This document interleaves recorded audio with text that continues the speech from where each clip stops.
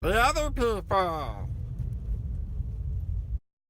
So, I have a couple questions here for you, and Amos, Jeremiah, feel free, as always. Now, near the end of the show, we always do four odd questions. Okay. So just let that linger in Can I your give mind. you four odd answers? You can, yes. Okay. You can. Okay. The strength So of the band. yes. So there are always questions that no one knows. Amos had this when you came on. You just had three though. Yeah, I had three. We've changed it to Yeah, four since there's two of us. So, but you're welcome to throw in one as well. So, now I was reading on your bio about this one of the last movies. I can't really read my writing now, but it's the movie by the grace of Bob. By the grace of Bob. Okay, I had to decipher what I wrote there. I actually did some research. But tell us a little bit about that. I saw that on your IMDb, and that just the cover of that just jumped out at me. So I wanted to ask a little bit about that. It was. I'm very proud of that movie. That was a great story. That still is a great story about a Baptist preacher named Brother Bob Cross that I played, who lived in the shadow of his father, kind of a Ernest Angley, Jerry Falwell type, larger than life evangelist named Brother Big Bob. And he's Brother Bob has inherited this church that is kind of the attendance is waning, and the elders of the church are a little out of patience because they're not getting the money in the collection plates. So we've got to come up with this plan, and Brother Bob decides to expand the church, and he has this vision of this multi-sport youth complex to attract the youngins into the church. Right. So he has to broker this deal to get this plot of land from the wealthy Jewish woman in town. And she basically cuts a deal and says, I'll give you the land. You ain't got no money. We all know your church is broke. But here's your deal. Why don't you make a movie? And you're going to hire my nephew as the director, who's this hotshot, kind of brash Jewish filmmaker from New York. And I'm dropping these ethnicities because it's to me that's the most important part of the story. Right. Where you've got a Baptist preacher, Jewish filmmaker, a Muslim actor, a gay dress shop owner, and a goat. And they all have to get along with all the people to make this movie. Right. It's really a movie about tolerance and acceptance and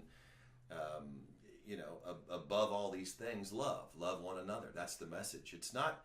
I think David Powers did a great job. The entire team, the production team, Ken Roy and Heather Waters and Deborah Hocutt, who had worked with Adriana Trigiani. I think they crafted this great script that ostensibly, and I'm kind of speaking for them, may have looked like a kind of a faith-based or a movie about faith. Right. And it certainly has that component. And when we brought these great actors in, and I had the good fortune of being a part of it, there was so much more there that was. And now you look at Charlottesville, and you look at these tragedies. You look at Las Vegas. You look at Orlando. This horrible violence and just intolerance. The movie, in a very light way, kind of deals with the fact that we're all in this together. Let's get along. Right. There's some great performances in the movie. I wish, me personally, wish I had more time with them. But the great Tim Reed, when you were a child, he was one of really a landmark comedian with the wonderful Tom Dreesen. They were one of the very first, if not the first, interracial or biracial comedy act. And then, of course, he lived in infamy, Tim Reed. For me, WKRP in Cincinnati has been his flytrap, and then through some great TV shows and great performances that he has done. But he was in the movie. He has a great little role playing a manure maven.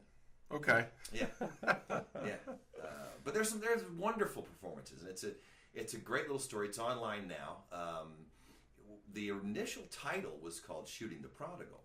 Okay. And was that in the trivia section? It seems it like might have been. Yeah, it seems like I read that somewhere. That's what they called it. That's what the Okay. script, the story was. And then after the movie was done, and kind of considering all the sadly, this violence, the word shooting became kind of an issue. Oh, okay. And a lot of people thought that the movie was about shooting the prodigal son. Right. So we kind of the think tank kind of got together and we're struggling to come up with a name that's reflective of kind of the very light tone, but Right. also that says kind of a couple different things. And it was the incredible Dagmar Dominchek, my sister-in-law, Patrick's wife, who said, "I think it's by the grace of Bob." And we all were like, Wow. "Oh, That's that's it."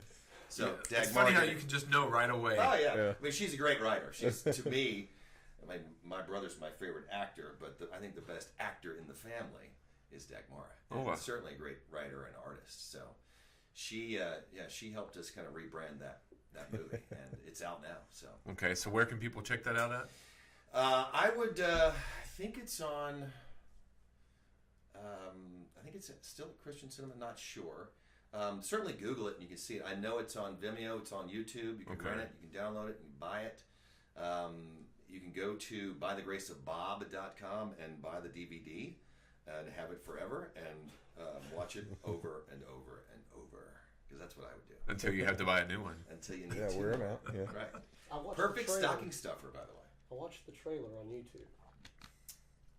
Yeah. It's a step in the right direction. Right. Right. Well, Well, remember so on the you're show, a minute I was- 40 seconds in. I, I am too. I watched the trailer.